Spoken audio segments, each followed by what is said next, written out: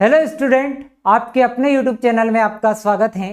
प्यारे विद्यार्थियों, आज के इस वीडियो में हम पढ़ने वाले हैं अध्याय 2 स्थिर विद्युत विभव धारिता के बारे में। प्यारे विद्यार्थियों, आप किसी भी बोर्ड के विद्यार्थी हो, चाहे आप एमपी बोर्ड के विद्यार्थी हो, चाहे आप यूपी बोर्ड के विद्यार्थी हो, राजस्थान बोर्ड के हो, बिहार बोर्ड के हो या छत्तीसगढ़ बोर्ड के आप विद्यार्थी हो, किसी भी बोर्ड के यदि आप विद्यार्थी हो तो ये वीडियो आपके लिए उपयोगी। प्यारे विद्यार्थियों, इस वीडियो में आप सीखने वाले हैं समांतर प्लेट संधारित्र की धारिता का व्यंजक प्राप्त करना और उससे रिलेटेड आंकिक प्रश्नों के बारे में। तो आइए शुरुआत करते हैं। समांतर प्लेट संधारित्र की धारिता का व्यंजक प्राप्त कीजिए। संधारित्र क्या है ये हम पढ़ चुके। क्या बताया था कि वह युक्ति जो किसी चालक के आकार आकृति में परिवर्तन किए बिना उसकी धारिता को बढ़ा देती है संधारित्र कहलाती। संधारित्र क्या था? वह युक्ति जो चालक के आकार आकृति में परिवर्तन किए बिना उसकी धारिता बढ़ा देती है। या फिर हमने ये कहा था कि एक धनावेशित और एक समान और विपरीत परिमाण के आवेशों का संयोजन, ठीक है, यानी कि समान और विपरीत परिमाण के आवेशों के संयोजन से जो आप डिवाइस बना रहे हैं उसे आप संधारित्र कहते हैं। ये हम पढ़ चुके हैं, है ना। अगर ये इससे पहले वाला वीडियो आपने नहीं देखा है तो जरूर देखिएगा। प्यारे विद्यार्थियों, हमारे पास यहां पर हम मान के चलते हैं कि दो प्लेटें हैं। ये आपकी प्लेट ए है, ठीक।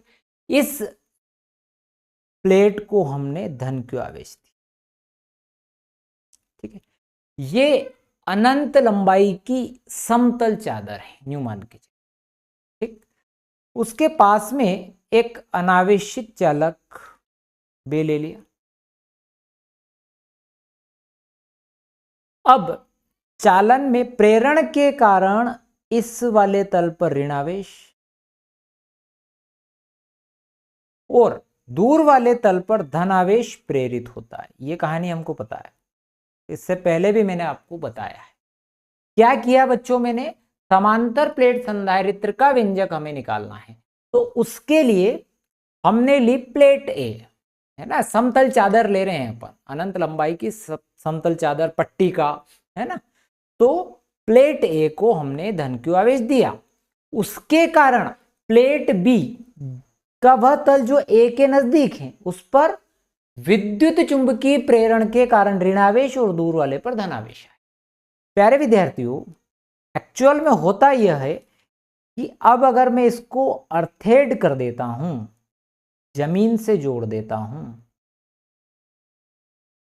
अर्थेड करूंगा तो अर्थ से बच्चे इलेक्ट्रॉन आएंगे और वह इलेक्ट्रॉन इस धन आवेश को समाप्त कर देंगे, न्यूट्रल कर देंगे।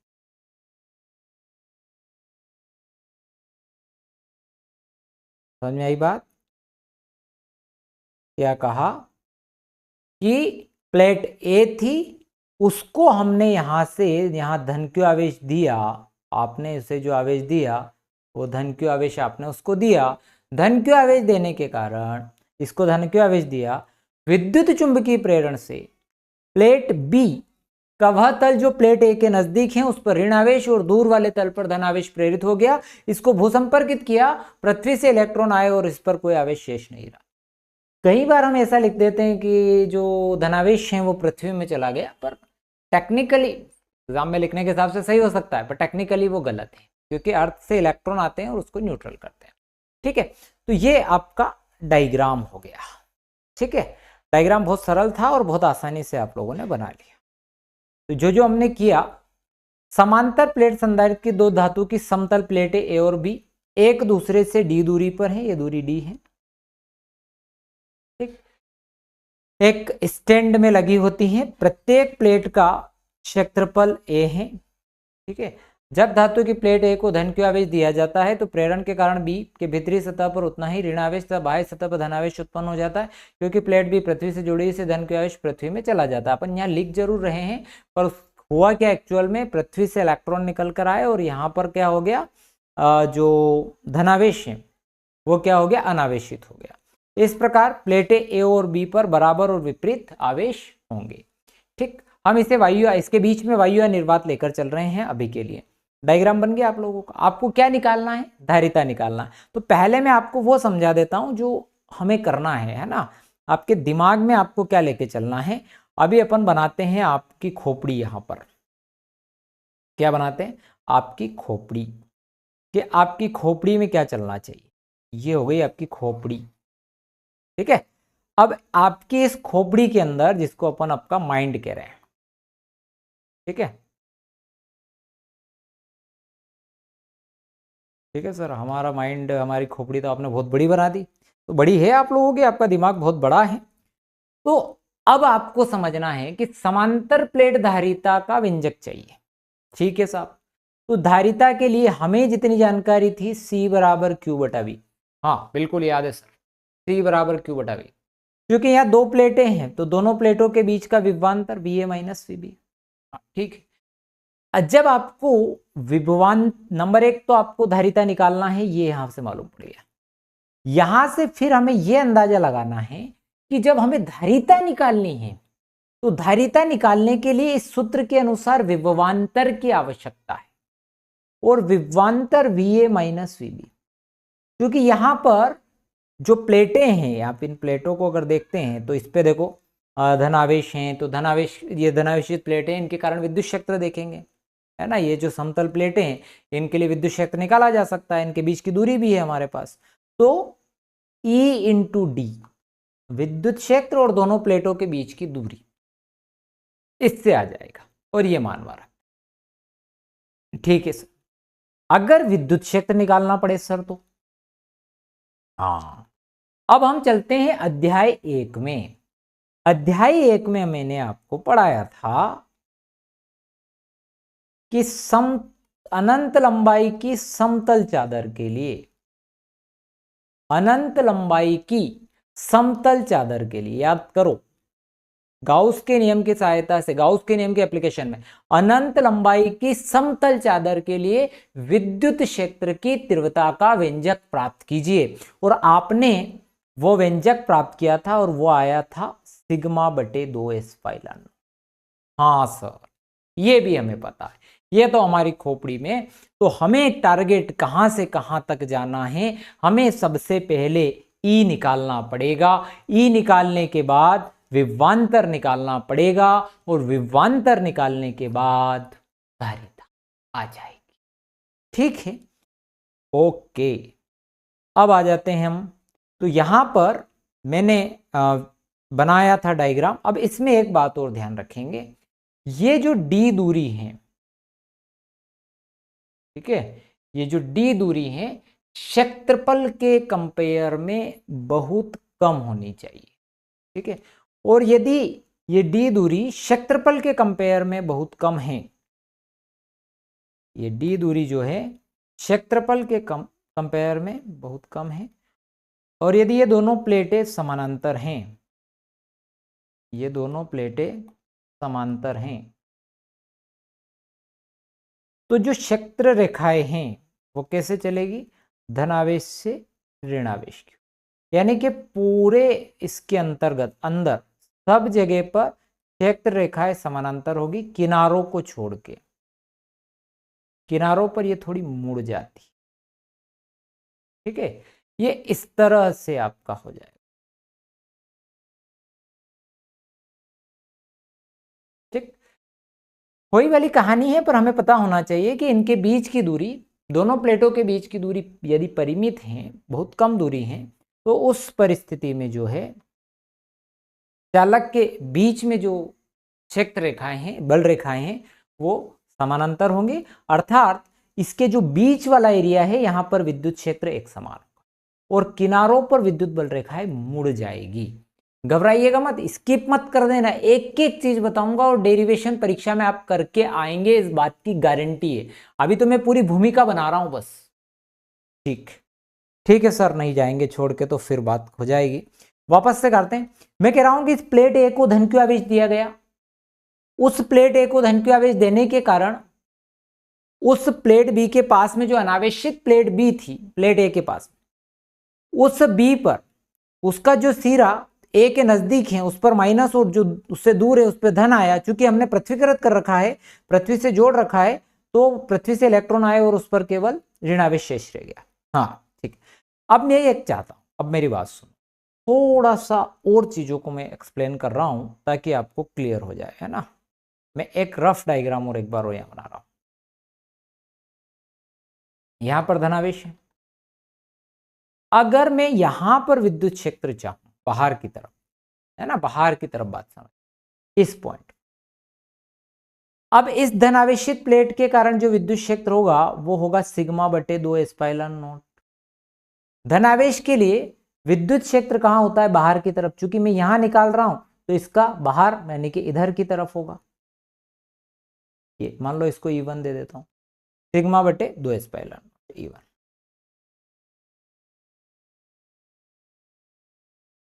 इसी प्रकार से जब मैं ऋण आवेश के कारण इस बिंदु पे चाहूंगा तो विद्युत क्षेत्र की दिशा ऋण आवेश की तरफ, वो भी सिग्मा बटे 2 एप्सिलॉन नॉट, क्योंकि दोनों की दिशाएं परस्पर विपरीत दिशा में है, तो सिग्मा बटे 2 एप्सिलॉन नॉट और सिग्मा बटे 2 एप्सिलॉन नॉट ये 0 हो गया।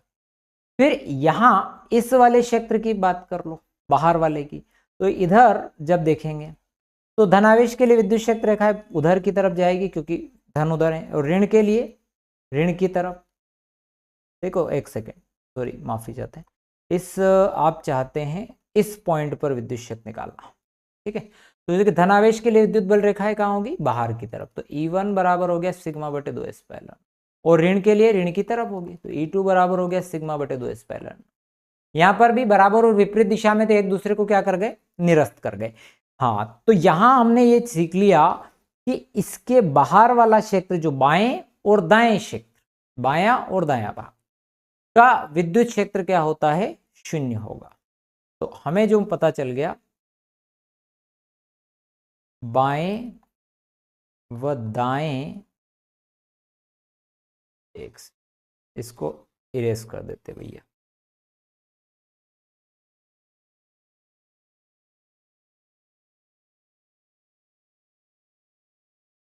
प्लेटों के यानी बाएं व दाएं, है ना, भाग का विद्युत क्षेत्र शून्य होता है, होगा कर देते हैं, ठीक है। ये तो एक कहानी हो गई। अब हमें यह भी बताया कि जो भीतर वाला जो पॉइंट है, मान लो यहां एक पॉइंट भी ले लें, है ना, तो प्लेटों के बीच अपने को विद्युत क्षेत्र चाहिए, तो हम क्या काम करेंगे, पहले एक एक प्लेट के लिए निकालेंगे और फिर दोनों को ऐड कर देंगे। तो पहले धनावेशित प्लेट है ना, तो प्लेट ए के कारण,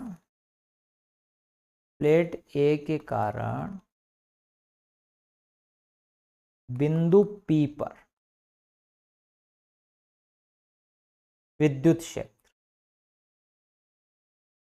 वही वाली बात है, पहले ही बता दिया मैंने, क्या करना है आपको, जो हमने पढ़ा था फर्स्ट चैप्टर में उसका यूज करना है। E1 बराबर सिग्मा बटे 2 एप्सिलॉन। सिग्मा क्या होता है, तो सिग्मा आपका पृष्ठ आवेश घनत्व है,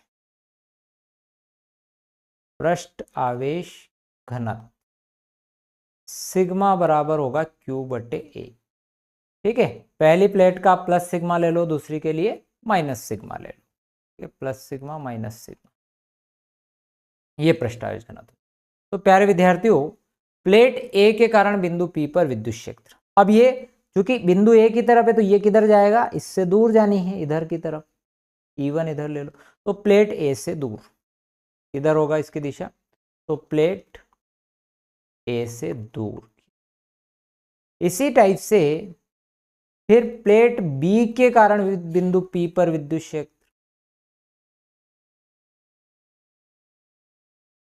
बिंदु P पर विद्युत क्षेत्र, तो ये भी आपका E2 बराबर सिग्मा बटे 2 एप्सिलॉन नॉट, क्योंकि ये देखो यहां ऋणावेश है इधर, और ऋणावेश के लिए विद्युत बल रेखा है उसी की तरफ होती है आवेश की तरफ, तो ये E2 की दिशा भी इधर हो गई, तो ये किधर हो गई, प्लेट बी की ओर, प्लेट बी की ओर। अब दोनों को जोड़ देते हैं तो परिणामी तीव्रता आ जाएगी। तो परिणामी तीव्रता E बराबर E1 प्लस E2। तो क्या आ गया, सिग्मा बटे 2 एस्पाइलन नॉट प्लस सिग्मा बटे 2 एस्पाइलन। तो क्या हो जाएगा, 2 सिग्मा बटे 2 एस्पाइलन नॉट, इससे घटा सिग्मा बटे एस्पाइलन। ठीक है भैया, सर आपने हमारी खोपड़ी में जो चीजें डाली थी उसमें से एक चीज आप ले आए, वो ले आए विद्युत क्षेत्र यानी ई। इसका काम अब अपना हो गया। समझ में आई बात? खोपड़ी में वापस से समझ लो, हमको धारिता चाहिए, उसके लिए विभवांतर चाहिए होता है। तो फिर विभवांतर का सूत्र ये रहा। अब जो हम लगाने वाले हैं ये वाला सूत्र लगाएंगे। वापस से पूरी बात को एक बार और समझ लो मेरे भाइयों।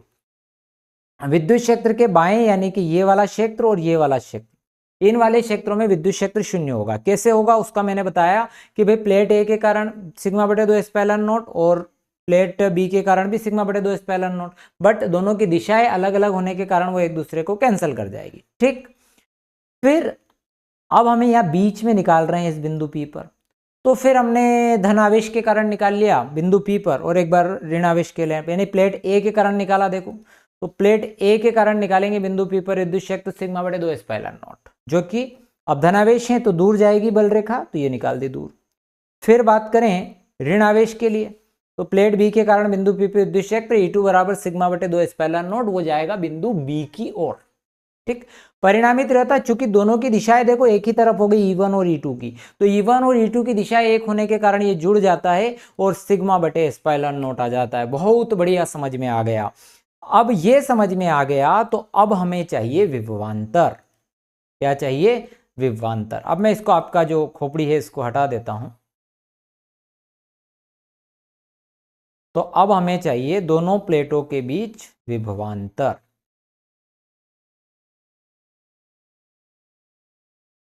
तो दोनों प्लेटों के बीच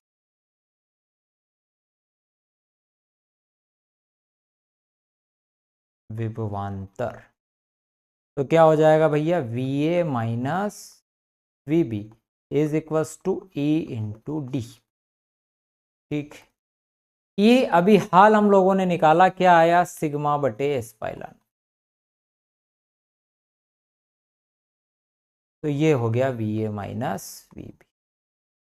अब हमें क्या चाहिए, धारिता। तो समांतर प्लेट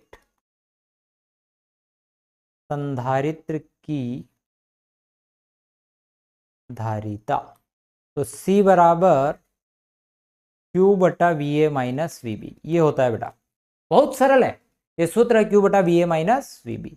तो अब क्योंकि यहाँ Q में है तो हमारे पास हमें ये भी पता है कि सिग्मा बराबर क्या होता है, Q बटे A होता है, सभी को याद है। तो इस सिग्मा की जगह भी Q बटे A लिखो तो Q D बटे A एस्पाइलन नॉट। प्यारे विद्यार्थियों, अगर इस Q बटा इस विभवांतर की जगह Q D बटे A एस्पाइलन नॉट लिख दिया, इस Q से Q की जीवन लीला यहीं समाप्त। ठीक, तो C बराबर ये भिन्न के बटे में भिन्न, ये ऊपर चला गया, A एस्पाइलन नॉट बटा D फैराड। बच्चे चीजों को समझिएगा आप, है ना। ये व्यंजक तो आ गया है, एक बार और समझा रहा हूं ताकि आप भूले नहीं। हमें धारिता निकालनी थी, धारिता निकालने के लिए हमारे को विभवांतर की आवश्यकता होती है। विभवांतर निकालने के लिए सूत्र होता है E इंटू डी, और E निकाला हमने कैसे, तो हमें गाउस का नियम से एप्लीकेशन पड़ी थी कि समतल प्लेट चादर है अनंत लंबाई की, उसके लिए विद्युत क्षेत्र जो होता है वो होता है सिग्मा बटे 2 एस्पाइलन नॉट, और बाहर तो शून्य मैंने बता ही दिया। अब बीच में निकालने के लिए तो पहले प्लेट ए के कारण निकाला, तो E1 बराबर सिग्मा बटे 2 एस्पाइलन नॉट। चूंकि E1 जो है ए वाली प्लेट है, इस पे धन आवेश है, तो विद्युत क्षेत्र तीव्रता उससे दूर यानी इधर की तरफ चली गई। फिर ऋण आवेश के लिए निकाली तो प्लेट बी के लिए तो बिंदु पी पर ही चाहिए, तो ऋण आवेश के लिए विद्युत क्षेत्र की दिशा किधर होगी, आवेश की ओर होती है, तो ये भी उधर ही गई, तो दोनों की दिशाएं सेम होने के कारण यहाँ जोड़ दी अपन ने और सिग्मा बटे एप्सिलॉन नॉट आ गया, तो ये ई आ गया और ये ई का मान हमने यहाँ रख दिया। ये जो आया है बेटा, ये आपका आया है कहां पर, वायु या निर्वात। यदि प्लेटों के बीच परावैद्युत माध्यम भरा हो तो, परावैद्युत माध्यम यानी कि अभ्रक, मोम, है ना, माइका, ग्लास, कुछ भी आपने रखा उसके बीच में, परावैद्युतांक, परावैद्युतांक के वाला माध्यम भरा, तो जो फार्मूला आपका बनता है वो बनेगा ए एप्सिलॉन नॉट के अपॉन डी। ये धारिता का व्यंजक। अब यहां से एक चीज और पूछी जाती है, धारिता को प्रभावित करने वाले कारक, धारिता को प्रभावित करने वाले कारक।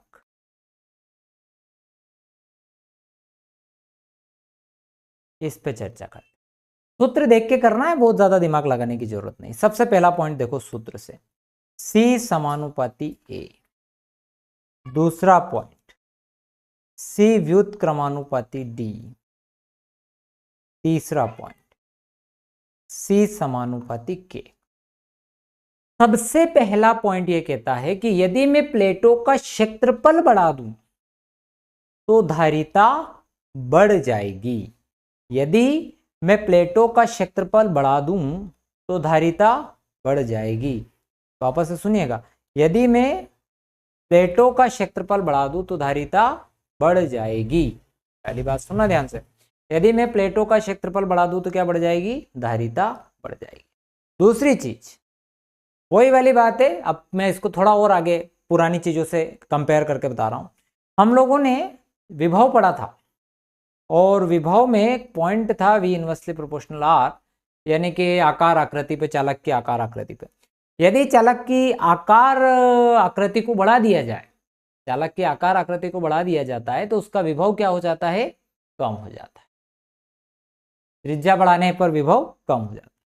तो त्रिज्या बढ़ाने पर विभव कम होता है, इसका मतलब, ठीक है, त्रिज्या बढ़ाई तो क्षेत्रफल बढ़ गया, और अगर विभव कम होता है तो धारिता बढ़ जाती है। ये क्लियर है। उसी प्रकार से अब दोनों प्लेटों के बीच की दूरी बढ़ा दो, दोनों प्लेटों के बीच की दूरी बढ़ा दी जाएगी, यानी डी को अगर बढ़ाएंगे तो सी आपका घट जाएगा, तो धारिता घट जाती है। यहां से ऑब्जेक्टिव आ सकते हैं ना, इसीलिए मैं उस पर भी ध्यान दे रहा हूं। तो विभव से रिलेटेड ये ऑब्जेक्टिव बन रहा है ना यहाँ पर, तो धारिता घटी तो विभव बढ़ा होगा। प्रश्न ऐसा आ सकता है कि भाई समांतर प्लेट संधारित्र में, समांतर प्लेट संधारित्र में दोनों प्लेटों के बीच की दूरी बढ़ाने पर विभव पर प्रभाव पड़ेगा, विभव पर क्या प्रभाव पड़ेगा, और ऑप्शन दे दे कि बढ़ेगा, घटेगा, अपरिवर्तित रहेगा या फिर इनमें से कोई नहीं। ठीक है,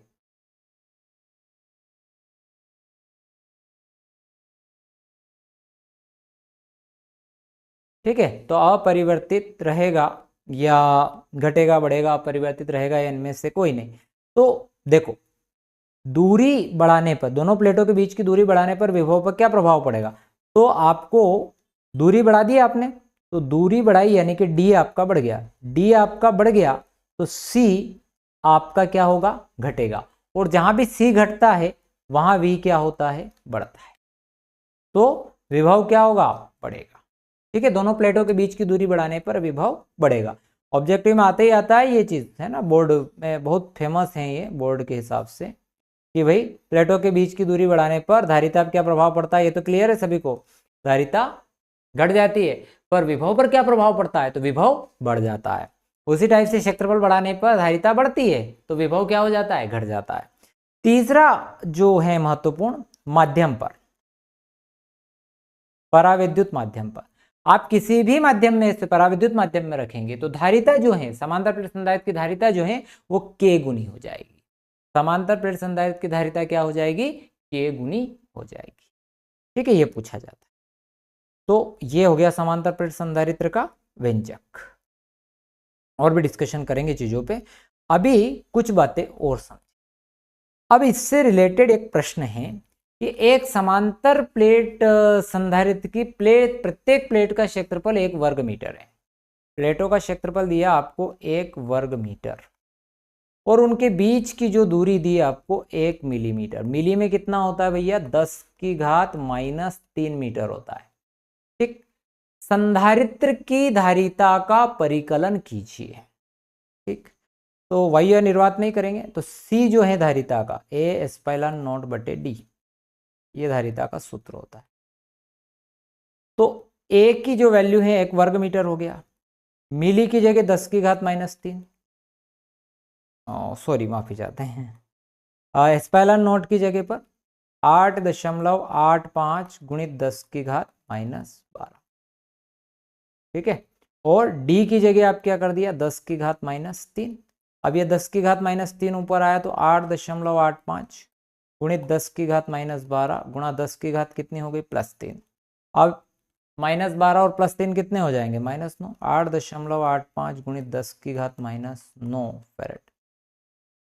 ठीक, क्या है ये? समांतर प्लेट संधारित्र अगर 1 वर्ग मीटर क्षेत्रफल, उनके बीच की दूरी 1 मिलीमीटर है तो धारिता का परिकलन करना है, तो ये सवाल। चलो, बहुत बढ़िया बात। अब एक बात और मैंने आपसे कही थी कि 1 फेरड व्यवहार में धारिता का बहुत बड़ा मात्रक है। इसको अपन को सिद्ध करना है कि 1 फेरड धारिता का बहुत बड़ा मात्रक होता है। तो कैसे? तो हमारे पास धारिता है 1 फेरड, हम दोनों प्लेटों के बीच की दूरी 1 सेंटीमीटर मान लेते हैं। 1 सेंटीमीटर बहुत ज्यादा तो नहीं होता है ना, इसको मीटर में लिखेंगे 10⁻² मीटर। हम यहाँ पर प्लेटों का क्षेत्रफल निकालते हैं और कितनी बड़ी प्लेट आती है उससे हमें अनुमान लग जाएगा कि 1 फेरड व्यवहार में संभव है या नहीं। धारिता का जो सूत्र है बच्चों वो है C = A/0/d। तो A चाहिए हमको, तो ये हो जाएगा CD/ε0। प्यारे विद्यार्थियों, C जो है हमारे पास है 1 फेरड और D है 10⁻²। ε0 का जो मान है वो है 8.85 × 10⁻12। प्यारे विद्यार्थियों, ये जो है डेसिमल हटा दो तो यहाँ पर 100 कर लो, 885 इंटू 10⁻²। 12 को ऊपर ले गए तो +12।